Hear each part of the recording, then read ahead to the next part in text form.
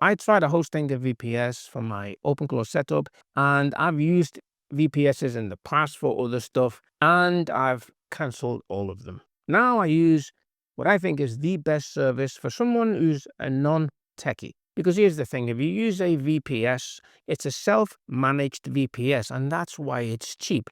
You are supposed to manage it. You're supposed to take care of the hardening or the security of the server. And on top of that, you are supposed to maintain the server, keep the software up to date so that it's secure. And then on top of that, you have to install OpenClaw and then keep your instance up to date. Because OpenClaw is pretty new and now they have extra developers, then those updates are going to be coming quite regularly. And if you're selling this as a service to small local businesses or to any businesses, and you have 10 instances and there's a new update, that means you have 10 instances that are out of date. And if one goes wrong, potentially all 10 can go wrong. And I don't know about you, but I don't need that kind of stress. So I found a service that specializes in OpenClaw VPS hosting.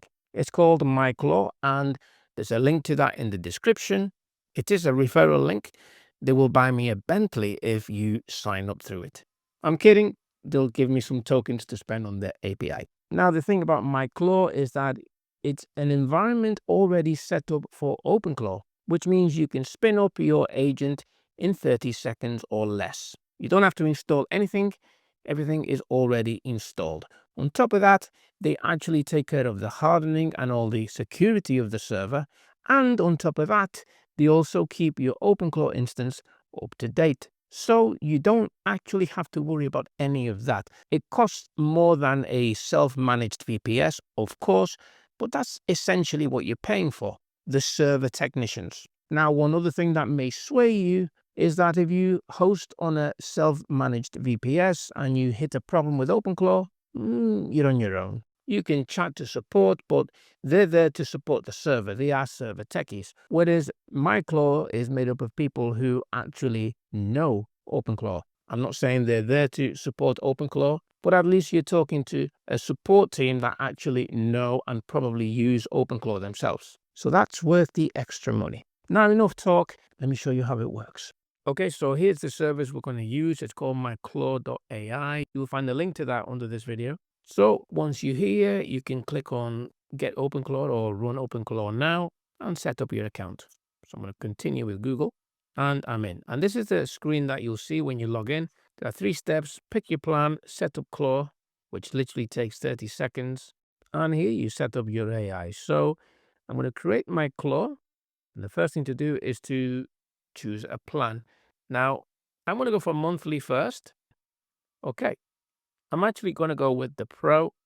It's going to give us 4 CPUs and 8 gig of RAM. You can absolutely start with the light plan. These people know what they're doing and the plan is adequate to run OpenClaw. So you could start with the light plan, set up your agent, get used to playing around with it. And then when you expand your AI agent team, and definitely when you're providing a service to local businesses, switch to the Pro plan. And if you're doing extremely well and complex stuff, then definitely go with the Max plan. Okay. So now I've chosen my plan. Now it's time to set up Claw. So I have to come up with a name for my assistant. So I'm going to call it Cleo. And this assistant is going to be my PA, my personal assistant. Now notice here that you have the ability to change your plan for any given assistant.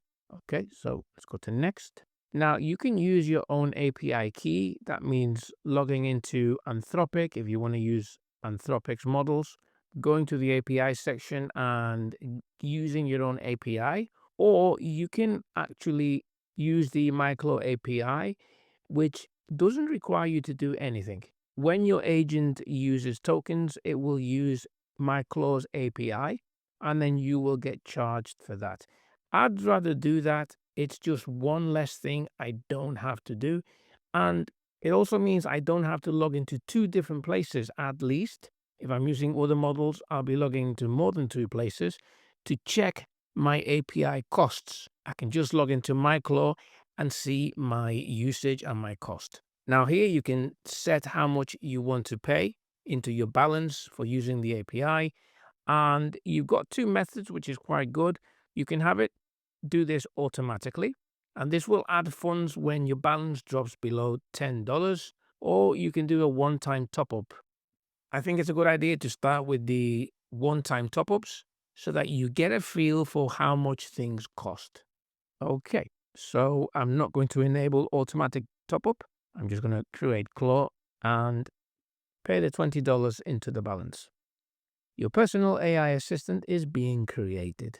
Okay, so Clio has been created. You can see here in the top left that it says Clio and it's running. Okay, so now let's walk through the interface. As you can see here in the chat, the assistant is giving me a message about heartbeat.md, and essentially this file is where you can write things that you want the agent to periodically check. I think the default is set to every 30 minutes. So for example, you could have a entry in the heartbeat file that says check my email and see if there's anything important, and it will do that every 30 minutes. When the heartbeat file is empty, it will echo this back, heartbeat okay. That just means there's nothing there. Okay, so the first thing you'll notice is that the assistant is up and running here in the left. Now you can spin up a new assistant, but to do so, you will have to pick a plan because each agent runs in its own isolated container, and that's attached to an individual plan. Okay, now if we look at the left, you've got usage. That's how much I've used so far. AI models. Now, just a word of caution, the chosen model that you'll find here by default seems to be the most popular one, which at the moment is Claude Opus 4.6. That's Claude's best public model, and it's the most expensive. Below that, you'll see a chart of different prices per 1 million tokens. Now, you can change the model, and you'll see that reflected in the pricing. Okay, you can select different models here. You can go with OpenAI, for example. That's cheaper. 5.4 is the newest model as of this recording. So what I'm going to do here is I'm going to set it to the cheapest model, which is Kimi 2.5. That's the cheapest model. I'm just going to save settings, and that's now going to make those changes to OpenClaw. Essentially, we've just changed its brain. Now, one thing to mention is that if you're going to have your assistant do really complex stuff, then obviously you want the best models available. But while I'm just messing around with my personal assistant, I don't need the best model. I'll just use the cheapest. Now, below that, you can set the monthly limit for this claw. I've set it to $100. And something which is quite handy, when you go through MyClaw's API, you get to see a counter here with your actual credits, and you can see that in real time as it's burning tokens. It's great. I don't have to go and log into different interfaces to measure my token cost. Okay, below here you see the plan. You can see where we're up to. Here you can upgrade your plan. There are some tutorials here which are quite handy. You'll see one for Telegram, one for WhatsApp. That's for connecting your assistant to your favorite messaging app. There is a self-rescue guide there, what to do. If all goes wrong, you can always nuke your assistant, or you can just restart it. And here you can connect to your Google Workspace. You'll see two sections here. You can connect to Gmail, Outlook, Yahoo, or any IMAP email. And that way your assistant can give you daily summaries for your inbox. And you can also sync your calendar if you want your assistant to have a look at that and even manage it. Okay, and then you've got support. You'll see that I post a question here about automatic top-ups. To create a ticket, you just click on New Ticket, write your ticket, and submit it.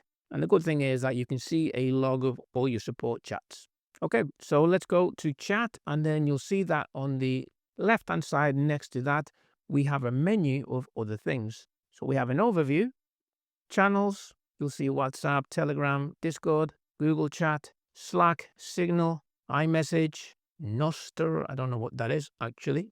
And then you'll see instances, sessions, usage, and cron jobs. Now, this is one area that you will use, and you can set up a cron job manually by using this box here that says new job.